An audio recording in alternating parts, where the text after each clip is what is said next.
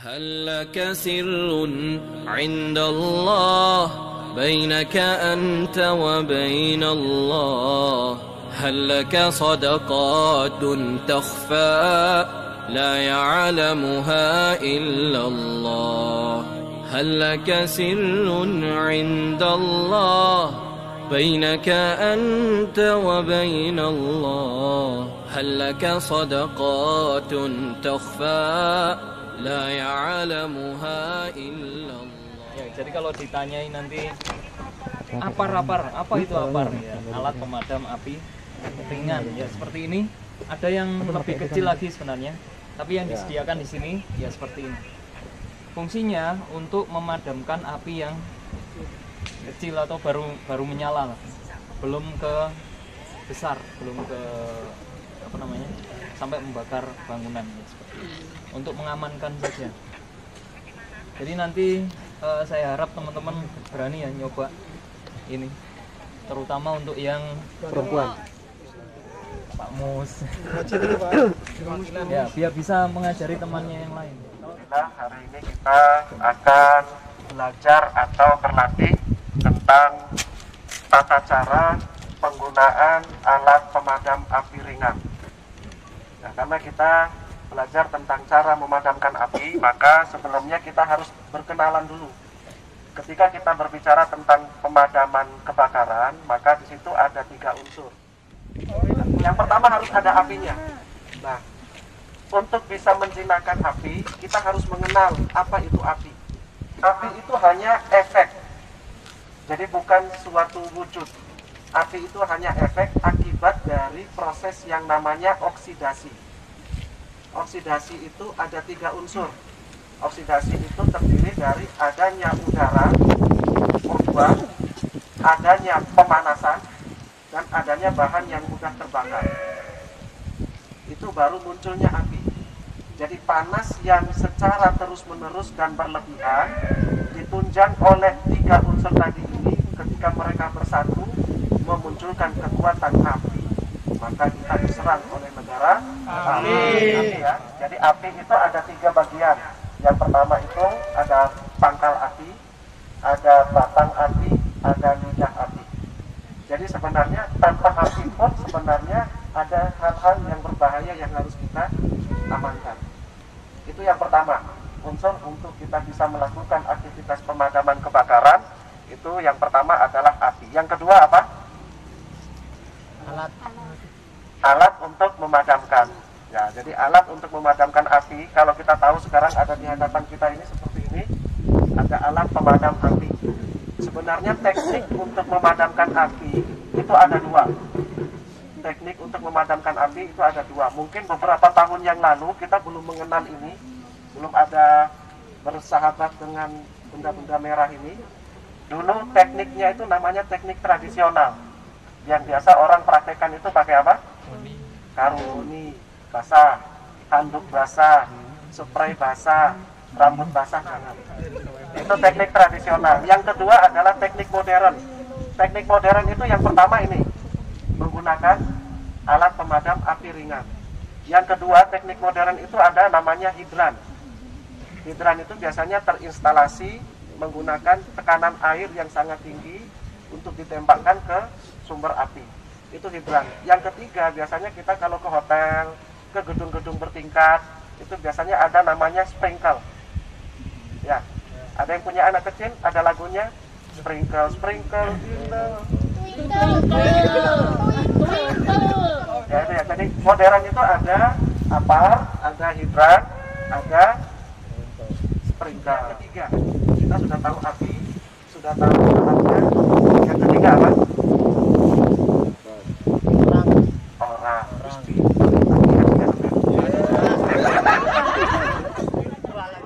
Ada orang. Nah sekarang ketiga unsur ini harus menyatu. Api, alat, dan orang. Ada api yang mau dipadamkan, ada alat yang digunakan, maka orang ini pun harus memahami tentang apa yang harus dia kerjakan. Maka dibutuhkanlah pelatihan seperti ini, training seperti ini, supaya kita tahu apa yang harus kita lakukan. Kegiatan yang kita lakukan ini sebenarnya dalam dunia dunia tenaga kerja itu masuk ke dalam bagian yang disebut K3. K3 itu apa? Kesehatan dan keselamatan kerja. Artinya ini resmi. Yang kita kerjakan ini resmi, ada undang-undangnya, namanya Undang-Undang Nomor 1 Tahun 1970. Tujuan kita melakukan kegiatan ini, yang pertama adalah untuk membatasi atau membendung supaya panas, asap, dan gas itu tidak menyebar semakin luas. Maka kita perlu melakukan tindakan pemadam kebakaran. Tujuan yang kedua, untuk memberi kesempatan orang menyelamatkan diri. Jadi ketika kita sudah bisa menjinakkan api itu, maka ada kesempatan orang untuk menyelamatkan diri. Yang ketiga itu supaya kita punya kesempatan untuk mendapatkan bantuan yang lebih komplit lagi, yang lebih besar lagi. Karena kita tidak bisa, kalau api kecil seperti ini mungkin selesai urusannya. Tapi kalau dengan faktanya di bangunan, dengan di perumahan, di pasar, dengan alat pemadam seperti ini tidak memadai. Kita lihat kenapa kalau di perumahan, di pasar, di pemukiman yang padat, kalau di TV-TV kita lihat itu sudah disiram pakai truk besar seperti itu, kok susah padamnya? Kenapa kira-kira? Masih kecil sudah. Kenapa? Masih kecil disayang-sayang. Kenapa kira-kira? Perumahan kayak pasar, perumahan yang padat penduduk, kebakaran rumah sakit, datang mobil pemadam kebakaran, disemprot bukannya padam, malah makan rumah sebelahnya. Apinya menjalar. Ya iya, api menjalar. Karena apa? Karena apa? Angin, Mas. Karena tadi unsur tadi, ketika ada api itu ada pemanasan, ada benda yang mudah terbakar, ada udara. Semakin terbuka areanya, maka semakin mudah api itu untuk membakar sasaran yang lain. Nah itu, makanya kita ketika kecil dipadamkan. Ada dua jenis api. Ada api yang terkendali, ada api yang tidak dapat dikendalikan. Maka yang dipadamkan itu adalah api yang tidak dapat dikendalikan. Kalau api yang dikendalikan contohnya apa? Kompor. Biasa kompor ini. Api yang bisa dikendalikan itu contohnya seperti api kompor, api unggun. Maksudnya meskipun besar, tapi dia tetap dalam pengawasan dan pengendalian kita. Nah, api yang tidak dapat dikendalikan harus secepatnya dipadamkan supaya tidak menimbulkan bahaya yang lebih luas, bahaya yang lebih besar. Tadi sudah berkenalan dengan api, berkenalan dengan jenis-jenis api, maka sekarang kita berkenalan dengan alat pemadam api ringan. Ini namanya alat pemadam api ringan, namanya ringan, tapi sebenarnya berat. Berat, tapi tidak seberat beban masalah. Oke, sebelum masuk ke sini kita harus mengenal dulu jenis-jenis dan klasifikasi dari alat pemadam api ini. Ada 4 klasifikasi, ada 4 penggolongan alat pemadam api. Jadi yang pertama klasifikasi A. Klasifikasi A itu untuk memadamkan api yang sumbernya dari benda padat selain logam. Misalnya Plastik. plastik, kayu, karet, kertas, kain, dan lain-lainnya. Itu masuk ke klasifikasi A. Maka klasifikasi A ini bahan yang ada di dalam tabung pemadam kebakarannya itu adalah bahan cair. Bahan cair. Klasifikasi B itu untuk memadamkan api yang sumbernya dari listrik. Dari listrik, misalnya korsleting, hubungan arus pendek, hubungan yang tidak direstui. Apa yang klasifikasi B itu bahannya dari busa, foam, busa satu itu. Ada reaksi kimianya, reaksi tekanan, ya, foam yang ada reaksi tekanan. Yang ketiga itu klasifikasi C. Klasifikasi C ini untuk memadamkan api yang sumbernya dari bahan logam. Ya, bahan logam. Nah, itu menggunakan bahannya namanya Special Dry Chemical Powder. Singkatannya jadi tepung. Nah, powder itu bahasa Probolinggonya namanya tepung. Nah, seperti yang ada di depan kita ini adalah salah satu bahan pemadam kebakaran yang menggunakan bahan tepung. Nah, tepungnya itu ya hampir sama seperti tepungnya sefalan. Nah, sefalan biasa kalau mainan tepung, nah tepungnya hampir sama seperti ini. Cuma karena dia diberi tekanan. Ya, kita fokus ke alat yang mau kita gunakan. Sebenarnya ada satu lagi yang bahannya itu menggunakan gas, namanya helon. Tapi jarang digunakan di sini.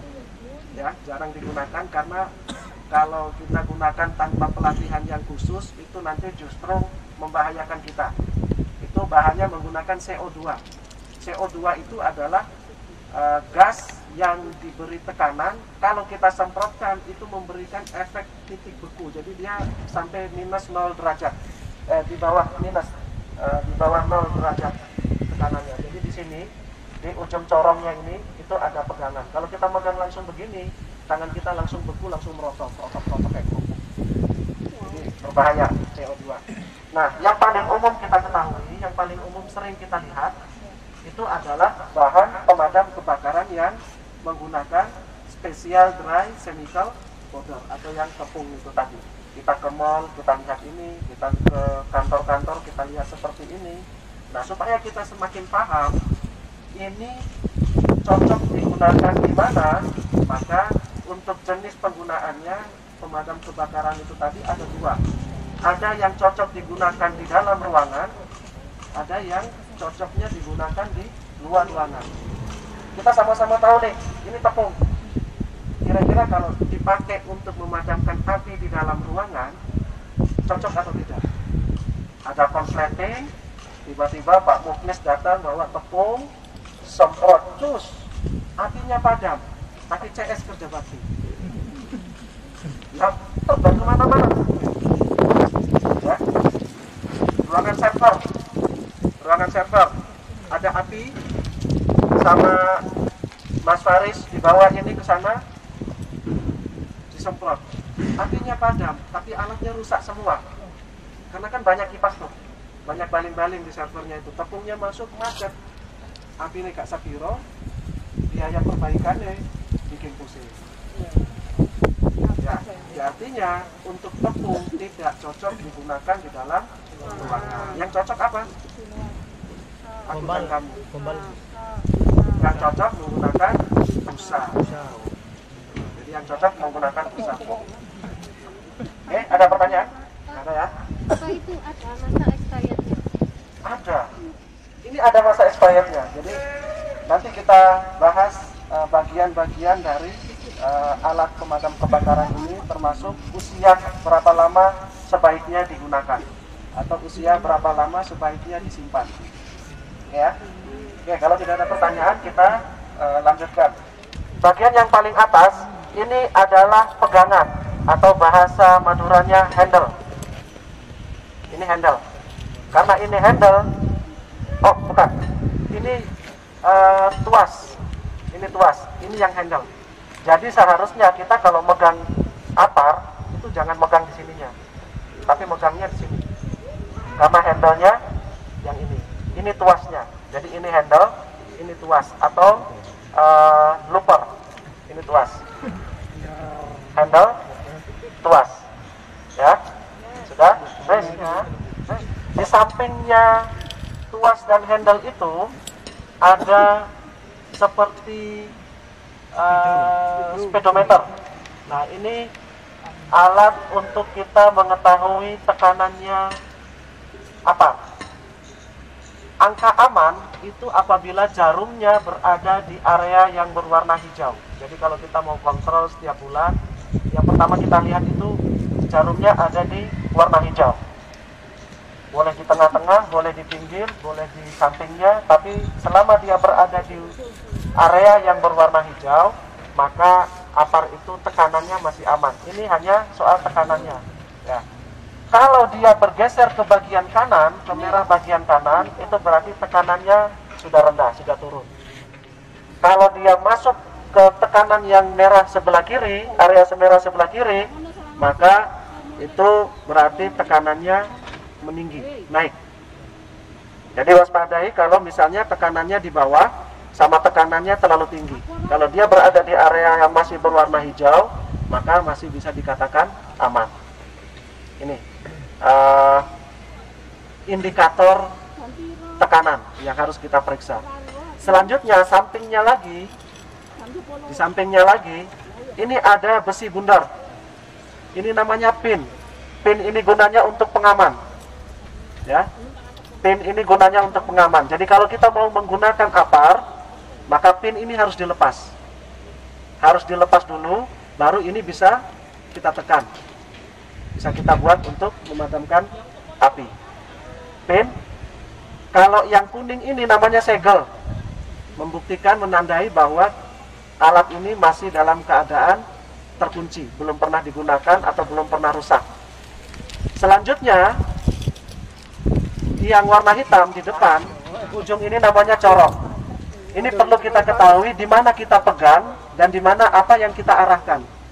Kalau pegangnya di sini, ya, kalau kita pegangnya di selang, karena ingat, ini isinya mengandung tekanan yang sangat tinggi. Tekanannya ini 15 bar. Tekanan 15 bar itu cukup untuk melepaskan rahang manusia. Jadi ini sering banyak kejadian tabung yang kurang dikontrol, kurang dilakukan maintenance. Ternyata di sini sudah terjadi pengeroposan, sudah karat. Jadi begitu dipukul, dia mencelat naik. Orangnya langsung lepas rahangnya karena 15 bar. 15 bar. Handle sudah, tuas sudah, pin sudah, temperatur sudah, selang sama corong sudah. Kita masuk ke bagian tabung. Tabung ini kekuatannya menahan tekanan sampai dengan 30 bar. Kekuatan nahannya tabung ini 30 bar. Sementara tekanan powder di dalam itu hanya 15 bar. Artinya mereka sudah mempertimbangkan sisi keamanan dari isinya ini. Kita periksa, di samping tabung ini ada media informasi. Media informasi ini yang memperkenalkan tanggal keluarnya, tanggal diisinya, dan tanggal expirednya. Ya, ada tanggal expired, tanggal diisi, tanggal pemeriksaan, ada isinya powder ya, isinya powder, isinya bukan duit, isinya powder, tepung. Ukurannya 4 kg isi. Jadi kalau total semuanya ini ada sekitar 5 kg lebih total. Ya kayak kita beli LPG, gasnya 3 kilo, tabungnya 1 kilo misalnya. Nah ini isinya 4 kilo. Ada tanda tangan kontrolnya dan cara untuk penggunaannya. Siap untuk pakai ini? Kita nyalakan api. Nanti setelah itu bagaimana cara untuk penggunaannya saya kasih contoh. Setelah itu kita menggunakan alat yang ada dengan cepat. Ingat tujuannya adalah untuk memadamkan api. Berarti apinya harus dinyalakan dulu. Dinyalakan dulu. Lingkar boleh. Sekarang cara kita untuk menggunakan ini, memadamkan itu, apinya biar besar dulu. Segel dilepas, pin dilepas, ya, pin dilepas, selangnya diambil, jangan ke depan, jangan ke samping, tapi ke atas, tekuk ke atas. Setelah itu jangan kita di atas ini ya, kepala kita jangan di atasnya ini, tapi kepala kita harus samping. Ini dipukul untuk memastikan tekanannya. Setelah itu ambil handle-nya, kita lihat arah angin. Kita harus searah dengan datangnya angin. Anginnya kemana kira-kira? Nah, berarti kita harus searah dengan arah angin. Pastikan jaraknya tidak boleh lebih dari 1 meter. Jarak aman itu 2 meter dari pusat api. Jarak untuk lebih dekatnya itu, paling dekat itu 1 meter. Tidak boleh lebih dekat dari 1 meter. Karena apa? Karena pembakaran ini mengeluarkan gas karbon dioksida. Selain panas, kita akan menghirup karbon dioksida dalam jumlah yang banyak. api dipadamkan, tapi kita nggak bisa sesak napas. Anginnya mana saiki? Saiki anginnya nanti. Ke sana. Sudah? Angin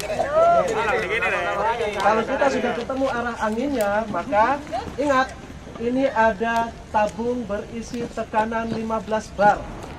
Maka posisi kuda-kuda kita harus stabil supaya dia tidak mendorong kita merubah posisi kita. Sumber yang mau kita semprot, tadi ingat ada 3 bagian api. 3 bagiannya api apa saja? Pangkal, batang. 100.000.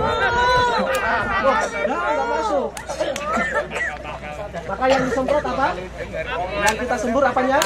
Pangkalnya. Pangkalnya. Maka arahnya jangan ke depan, jangan ke atas, tapi ke bawah. Oke ya, selesai. Tepuk tangan deh, tepuk tangan. Diputar. Putar. Di bawah angin. Kling. Hilang aku. Sekarang siapa? Taruh di bawah, di bawah. Di bawah. Ambil pinnya. Pukul dulu, belum dipukul tadi.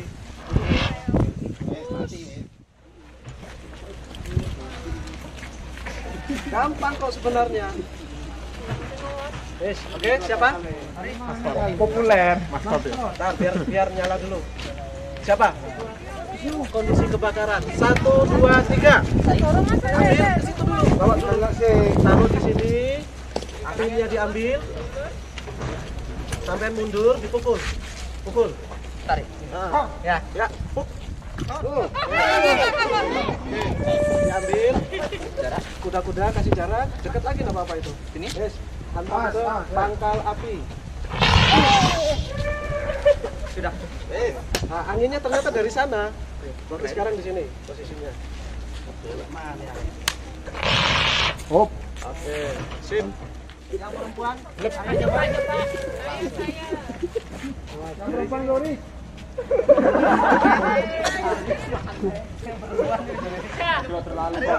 Oke. 1, 2, 3. Ambil ya anginnya, taruh dulu, dicabut pinnya.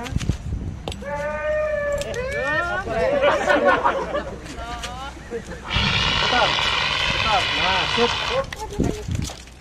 Menggunakannya tidak boleh ngeblayer, tidak boleh di cus, nggak boleh. Sekali tekan itu akan berhenti hanya 2 kondisi. Berhentinya ketika api sudah padam atau isinya habis. Ya. Oke, siapa lagi? Next, bawa dulu mendekat, lihat arah anginnya. Pinnya dicabut, selangnya dilepas. Oke. Mendekat ke pangkal api.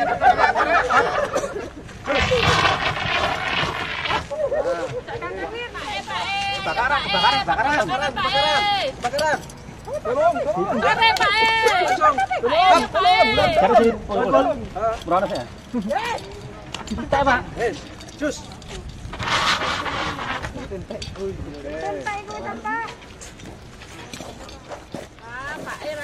Kurang kayu nih. Pakai air boleh, Pak? Kayak pasir itu. Cabut pinnya. Kayak pasir. Cabut pinnya, angkat selangnya. Ini kalau menak yang Ambil dulu selangnya. Nah, ya sekarang ke api. Yes, berdiri, maju. Jalan. Lagi, arahkan ke apinya. cari angin yang pas. Cari angin yang pas. Belum tak kok tambahin tak. Ayo, cus. Sampai habis. Yes. Yang bawah. Ayo Mbak San.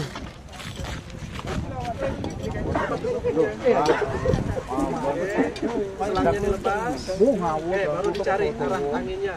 Tembakan ke pangkal api. Habis Ustaz, habis. Habis. Iya. Loh kan habis kan? Nah, itu yang baru. Oke, diangkat selangnya.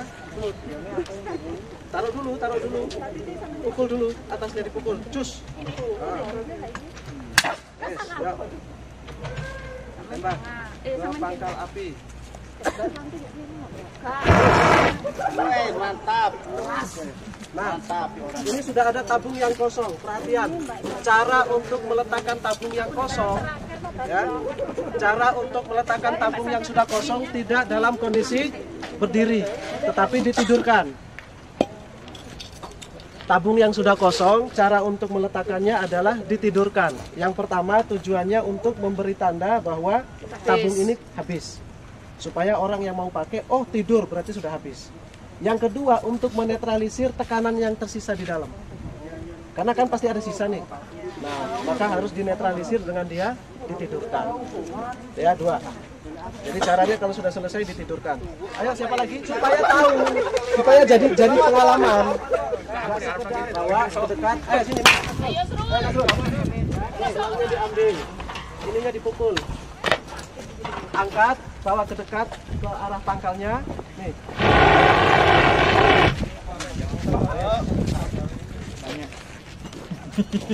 Nggak apa-apa. Lepas.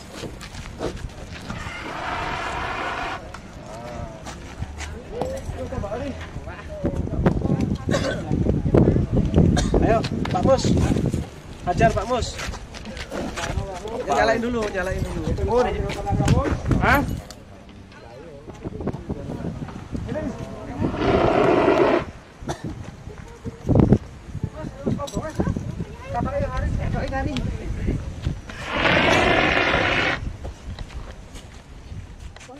Ayo, Riz. Amankan Haris, amankan.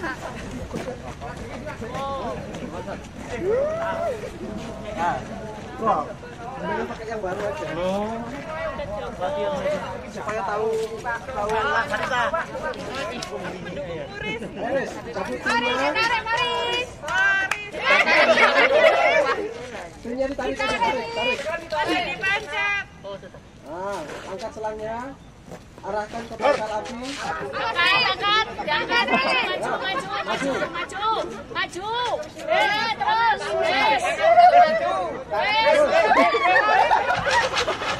Terus. Anda belum beruntung. Ini habiskan dulu.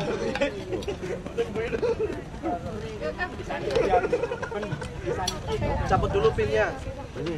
Pinnya cabut dulu. Itu nanti. Pinnya cabut dulu, kuncinya cabut dulu. Nah, diangkat, jangan tekan dulu. Diangkat dulu. Ini pegangnya di sini. Terus arahkan ke dalam ke pangkal apinya. Dekat lagi, maju lagi. Terus sampai habis, sampai mati apinya. Terus. Ini ya, yang kuning tarik. Yang kuning ditarik. Tek. Sentak. Nah, pinnya dicabut. Bawa mendekat dulu. Oke, pukul atas. Oke. Lagi. Sip.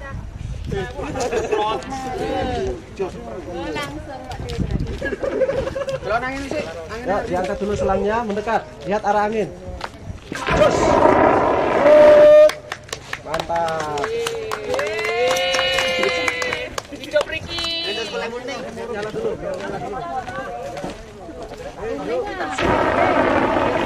Dekat. Pasang lagi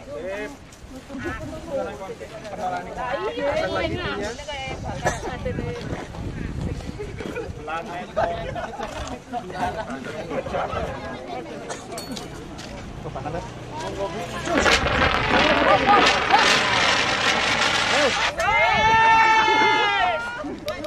Angkat dulu selangnya. Selangnya diangkat pakai tangan kiri. Maju dulu. Cari arah angin, tembaknya ke pangkal api.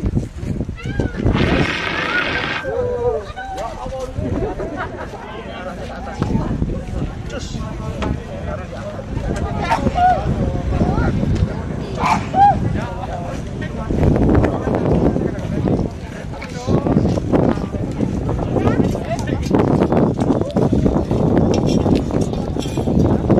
Coba ini.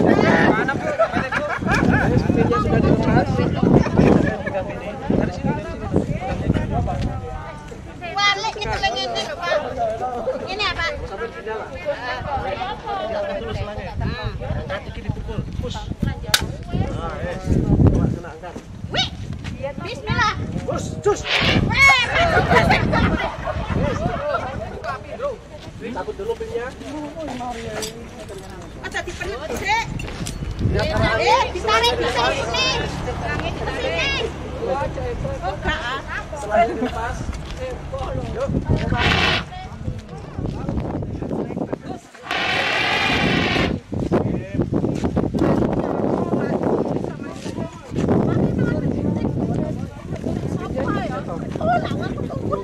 Ayo siapa?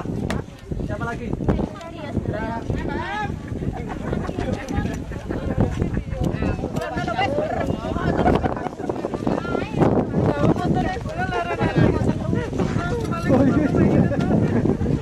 Lepas dulu pinnya. Pinnya dilepas, selangnya diangkat. Yuk. Wush, sip. Mantap jiwa.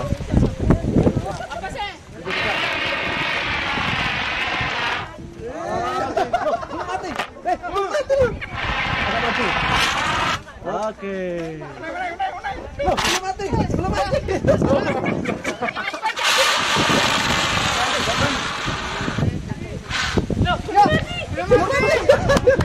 Oh, bisa. Gagal. Yang terakhir gagal. Tidak menjadi panik ketika terjadi bahaya kebakaran karena setidaknya kita sudah punya pengalaman dan pengetahuan tentang bagaimana cara untuk menanggulangi bahaya kebakaran dengan menggunakan bahan pemadam kebakaran api ringan. Ya, terima kasih atas perhatian semuanya. Selamat untuk kembali melanjutkan aktivitas ke tempatnya masing-masing. Semua apa namanya? أحراك بهذا أن يكبر قدرك عند الله قصص لا تكشف إلا بكتابك حين ترى الله ما أحراك بهذا أن يكبر قدرك عند الله هل لك سر عند الله بينك أنت وبين الله هل لك صدقات تخفى لا يعلمها إلا الله قصص لا تكشف إلا بكتابك حين ترى الله ما أحراك بهذا أن يكبر قدر